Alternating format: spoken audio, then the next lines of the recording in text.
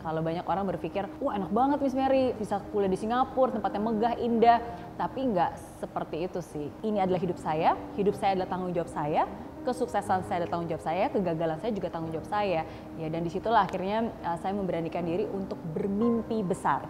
Kalau sebelumnya sehari-hari saya selalu melihat kanan kiri dan melihat keadaan saya yang serba berkekurangan, saya mencoba untuk tidak melihat keadaan, tapi melihat ke depan, masa depan saya. Maunya jadi apa sih? Kemiskinan yang paling parah itu bukan miskin harta, tapi miskin impian, miskin harapan, miskin tindakan. Saya selalu punya prinsip bahwa I'm not changing your life. Saya nggak akan bisa mengubah hidup orang. Yang saya lakukan adalah saya membagikan sesuatu, dan kalau itu berguna, orang itu akan menggunakan itu untuk mengubah hidupnya sendiri.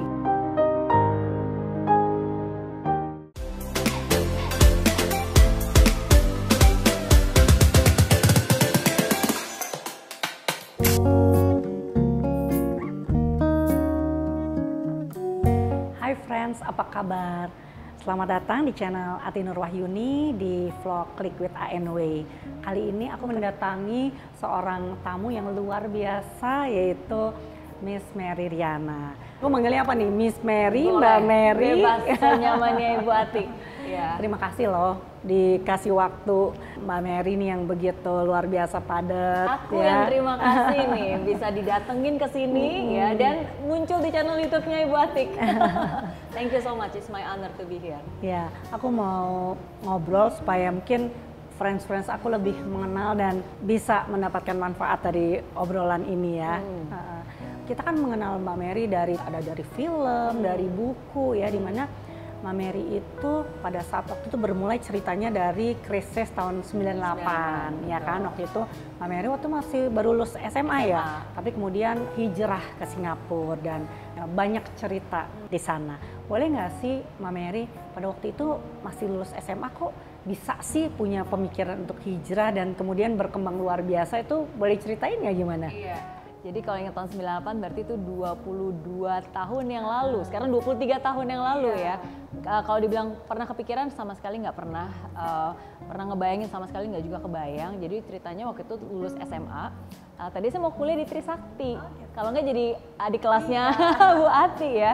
Karena papa saya dulu bekas lulusan Trisakti, jadi saya pikir lanjutin jejak papa. Tapi kan ternyata ada kerusuhan, ya kan, ada krismon dan seterusnya, dan situasi di Jakarta pada saat itu tidak kondusif. Jadi orang tua khawatir, dan kebetulan puji Tuhan di tengah kesulitan pemerintah Singapura tuh mengulurkan bantuan kepada beberapa pelajar di Jakarta. Nah, jadi karena saya kebetulan sekolah di salah satu sekolah unggulan juga waktu itu di Santa Ursula, dan termasuk pelajar yang baik, rajin belajar, jadi nilai saya cukup baik. Jadi saya diterima di salah satu universitas di Singapura. Nah, jadi dia benar-benar mengulurkan bantuan, pokoknya pelajar Jakarta dari sekolah yang baik, nilainya baik, bisa ke Singapura. Nah, tapi bukan beasiswa dibayar ya, dalam arti diterima aja. Dari segi nilai cukup, tapi dari segi uang nggak cukup. Oke. Nah, tapi dari pemerintah Singapura mereka memberikan bantuan pinjaman. Kalau misalnya mau dan butuh bisa nanti apply, kalau memang benar-benar berkekurangan nanti akan dibantu. Dan akhirnya udah saya mengambil kesempatan itu, dan orang tua sih sebenarnya benar-benar mengusahakan, dan akhirnya saya diterima, dan akhirnya keluarga juga mengusahakan pinjaman sana sini dengan pemerintah Singapura, dan akhirnya ya udah saya memulai hidup saya yang baru di Singapura dan kuliah di NTU waktu itu, Nanyang Technological University Singapura. Ya, dan di situ sih awal perjalanannya. Kalau banyak orang berpikir, wah enak banget Miss Mary, sekarang jadi bisa kuliah di Singapura, tempatnya megah, indah. Tapi nggak seperti itu sih. Itu kan bayangannya indah ya, tapi kan journey di sana, struggling, kesulitan, tantangan itu nggak mudah sih untuk anak remaja yang baru lulus SMA, tiba-tiba semuanya berubah begitu aja. Iya, jadi itu sih awalnya. Awalnya ya, ya sih sebetulnya kalau dengar cerita kayak gini kayaknya fine aja ya semua ya. Iya, betul. Kemudian selama journey-nya itu apa sih yang membuat bisa menjadi sebuah titik balik? Jadi pada saat itu belum pernah kepikiran menjadi entrepreneur, bikin buku, jadi motivational speaker seperti sekarang enggak. Waktu itu kan kondisinya masih kuliah, hidup dengan keterbatasan, and it was not easy, really not easy. Gitu. Sampai ada satu titik di hidup saya di mana saya sadar bahwa saya nggak bisa selamanya seperti ini. Mau sampai kapan gitu saya terus mengasihani diri saya sendiri, menyalahkan keadaan, Jadi kalau Ibu Atik ketemu saya 23 tahun yang lalu, saya bukan orang yang positif optimis.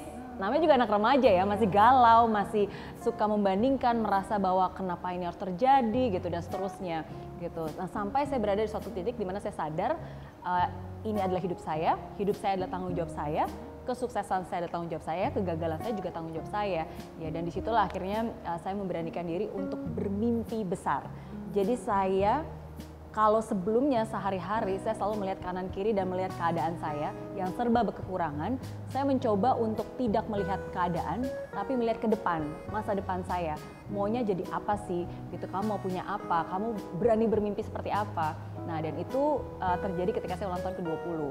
Ya, jadi di momen ulang tahun itu saya janji, saya bilang pokoknya saya harus bisa punya kebebasan finansial, bayar hutang-hutang pendidikan keluarga, jadi orang sukses, membahagiakan orang tua, dan saya janji kalau suatu saat nanti saya harus kembali ke Indonesia, saya harus mesti balik ke Indonesia sebagai orang sukses. Jadi itu titik awal baliknya, bagaimana saya benar-benar mengubah cara pandang saya dan memaksa diri saya untuk nggak boleh lagi negatif, nggak boleh lagi jadi orang cengeng gitu. Dan ya itu sih awalnya yang akhirnya membuat saya jadi berani mulai mencari pekerjaan, mulai berani mencoba gitu, mulai kerja sana sini ya, dan ya itu ya awal dari segalanya. Ada nggak sih suatu kejadian yang men-trigger itu, atau ya begitu aja karena aku udah 20 tahun I have to think different gitu, atau ada suatu kejadian yang men-trigger itu? Iya. Oh, it's interesting kalau Bu Atik nanya gitu ya. Yang men-trigger adalah hari ulang tahun itu sih. Karena buat saya ulang tahun itu selalu menjadi momen spesial ya. Jadi walaupun sebelumnya saya bukan berasal dari keluarga yang kaya raya gitu, tapi satu hal yang saya selalu appreciate in our family, birthday itu sesuatu yang sakral. Jadi selalu tuh ulang tahun tuh dirayain. Mama pasti bikin kue gitu, pasti ada papa, ada mama, ada adik-adik gitu, selalu dirayain bersama. Jadi ketika waktu itu saya sendiri di Singapura, nggak ada siapa-siapa, saya masih ingat banget di pagi itu saya kerja sebenarnya. Saya mencoba kerja bagian brosur, dan pagi-pagi itu bagian brosur jam 8 ya. Saya berdiri di Tanjung Pagar, di tengah traffic light, banyak orang lalu lalang karena mereka lagi mau ke kantor, tapi saya merasa bahwa di tengah hiruk pikuk banyak orang itu, saya merasa sendiri, saya merasa sepi gitu. Dan disitulah tiba-tiba saya mengeluarkan air mata karena saya ngebayangin, aduh kok sedih banget gitu, kok kenapa saya harus seperti ini gitu. Dan tapi disitulah titik baliknya gitu, dimana ketika saya menangis, saya berjanji bahwa saya nggak mau nih terus-terusan nangis seperti ini gitu. Ini adalah hidup saya seperti saya bilang, dan saya punya kemampuan untuk mengubahnya. Jadi momen triggernya ya di hari ulang tahun itu sendiri sih. Ketika saya kilas balik, ya nggak mudah sebenarnya, tapi I have to be independent. Saya nggak bisa lagi bergantung dengan orang tua gitu. Ini hidup saya sendiri gitu. Jadi itu sih yang men-trigger dan memberanikan saya untuk menjadi titik balik ya dalam gitu. kehidupannya Mary. Nah, menurut Mary sekarang sudah jadi motivator yang luar biasa hebat dan udah punya bisnis yang luar biasa. Apa sih kekuatan sebuah mimpi? Oh, buat saya itu luar biasa. Buat saya itu luar biasa. Makanya saya selalu bilang sebenarnya kemiskinan yang paling parah itu bukan miskin harta, tapi miskin impian, miskin harapan, miskin tindakan. Itu kemiskinan yang sesungguhnya menurut saya. Dan mimpi itu memberikan kita harapan, dan harapan itu memberikan kita kekuatan gitu untuk melangkah, untuk menjalani hari demi hari. Jadi saya buktikan sendiri bagaimana ketika saya belum siapa-siapa ulang tahun ke-20, saya punya mimpi, dan akhirnya itulah yang membuat saya berhasil karena saya jadi punya tujuan.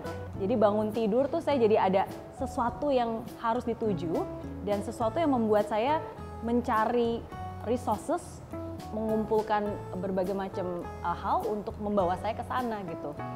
Dan itu terbukti dari sejak ulang tahun saya ke-20, ulang tahun ke-30 sampai sekarang ya, ulang tahun ke-40 tahun lalu. Jadi penting banget sebuah mimpi. Nah, Mary kan banyak sekali memberikan motivasi kepada orang ya, baik melalui sosial media maupun juga mungkin direct kepada orang-orang ya. Nah, menurut Mary, dari orang yang Mary kasih motivasi dan sebagainya, berapa persen sih yang berhasil? Oke, nah ini mungkin satu hal yang saya selalu bilang ya, bahwa ketika saya membagikan inspirasi atau motivasi, pertama-tama I'm not telling you what to do, but I'm just sharing with you what I've done gitu. Jadi saya nggak menggurui, kamu harus begini gitu. Tapi saya hanya menceritakan gitu apa yang saya lalui, dan kalau itu berguna, bermanfaat, ya kamu lakukan sendiri gitu untuk hidup kamu gitu. Dan karena dari situ makanya saya selalu punya prinsip bahwa I'm not changing your life. Saya nggak akan bisa mengubah hidup orang. Yang saya lakukan adalah saya membagikan sesuatu, dan kalau itu berguna, orang itu akan menggunakan itu untuk mengubah hidupnya sendiri gitu. Nah, dan bersyukur gitu bahwa dengan apa yang saya bagikan, bahwa ternyata ya banyak orang yang akhirnya jadi berubah menjadi positif dari hal yang sederhana, misalnya yang tadinya pengen buka bisnis sendiri jadi berani buka bisnis sendiri dan akhirnya punya banyak cabang, dari seseorang yang saya temuin dulu di Merauke ketika saya memberikan seminar di Merauke, terus akhirnya bisa ketemu lagi di Jakarta karena dia berusaha dan akhirnya berhasil mewujudkan mimpinya di Jakarta, dari seseorang yang dulu punya keterbatasan berbicara karena dia mengalami kondisi fisik nggak bisa bicara, bisu. Jadi ketika bertemu sama saya cuma bisa berkomunikasi lewat tulisan gitu, sampai akhirnya saya bertemu lagi dengan dia 2 tahun yang lalu di Singapura, dan ternyata dia bisa berterima kasih dengan saya dan bercerita. Jadi dia sudah melewati keterbatasan fisiknya, bisa berbicara kembali, dan bahkan sekarang menjadi salah satu host acaranya sendiri gitu di YouTube gitu. Jadi hal-hal seperti itu sih yang menurut saya itu juga menginspirasi saya. Bukan berarti saya mengubah hidupnya dia, tapi apa yang saya bagikan ternyata bermanfaat untuk dia mengubah hidupnya dia sendiri gitu. Jadi itu sih yang saya syukuri. Aku mau tanya ya, banyak kan orang tuh membuat resolusi itu tiap tahun. Saya dengar-dengar nih kalau Mary bikinnya nggak 1 tahunan nih, 10 tahunan gitu. Bener nggak sih? Iya, betul. Kenapa tuh nggak setiap tahun? Setiap dekade ya, setiap 10 tahun. Oke, jadi pertama saya selalu percaya bahwa sometimes we overestimate what we can do in 1 year, tapi we underestimate what we can do in 10 years gitu. Jadi kadang-kadang tuh kita punya target 1 tahun mau ngapain, wah banyak tuh listnya. Dan sometimes nggak semuanya, lebih banyak gagalnya gitu. Dan karena itu akhirnya kita nggak membuat long term plan. Padahal sebenarnya in 10 years there are so many things yang sebenarnya bisa kita lakukan gitu. Nah jadi akhirnya bermula dari bukan suatu perencanaan, karena kan ulang tahun ke-20 saya punya mimpi dan berhasil, dan di ulang tahun ke-30 saya punya mimpi lagi. Jadi waktu itu bukan untuk mendapatkan berjuta-juta dolar, tapi saya ingin bisa menciptakan dampak positif dalam kehidupan jutaan orang khususnya di Indonesia. Dan akhirnya mimpi itulah yang membawa saya kembali ke Indonesia dan menjadi seperti saya sekarang, dan itu juga berhasil, puji Tuhan. Nah jadi setiap 10 tahun akhirnya itu menjadi sebuah ritual. Jadi ketika ulang tahun saya kemarin 40 tahun, saya juga buat ritual lagi 10 tahun mendatang. Dan kenapa saya buat 10 tahun juga? Karena setiap dari kita kan selalu punya otak kiri dan otak kanan, ya kan? Otak kanan kita tuh yang luas berimajinasi. Jadi saya selalu pertama-tama ketika saya buat plan 10 tahun, saya akan bermimpi sebesar-besarnya gitu, nggak pakai logika lah intinya gitu ya. Jadi kira-kira apa nih yang kamu mau? Kalau kamu bisa berimajinasi dan berharap, gunakan kreativitas kamu gitu, maunya apa. Nah baru setelah itu saya gunakan otak kiri saya untuk membuat plan ya. Jadi oke, kalau gitu breakdown tahun ini milestones-nya apa, breakdown-nya seperti apa, prioritasnya yang mau mana dulu nih, measurement-nya seperti apa. Jadi saya selalu bagi jadi 2. Nah, karena kalau dibagi jadi 1 nanti ketika kita bermimpi udah lagi berpikir besar, nanti otak kiri kan kayak nggak mungkin deh. Bisa iya, kayaknya ini nggak masuk akal deh, ya kan? Jadi akhirnya delete, nggak jadi deh gitu. Membatasi. Jadi saya biasanya bagi 2 prosesnya. Gitu sih biasanya yang saya lakukan. Belajar nih aku. Saya nggak pernah kebayang suatu saat itu bisa menjadi seperti saya sekarang, motivational speaker, berbicara, didengar orang, menciptakan dampak positif, nggak kepikiran. Tapi ketika saya diberikan kesempatan itu, saya jalani dengan sungguh-sungguh, dan bagi saya itu adalah tanggung jawab. Kadang-kadang kita suka nggak adil loh sama diri kita sendiri. Ketika ada kesalahan, itu kita menghakimi diri kita sendiri dan menyalahkan diri sendiri too much. Tapi ketika kita ada keberhasilan kecil, kita kadang-kadang lupain aja. Itu udah seharusnya. Betul. Bahkan harusnya kamu lebih lagi dari itu. Ada cita-cita nggak masuk ke government?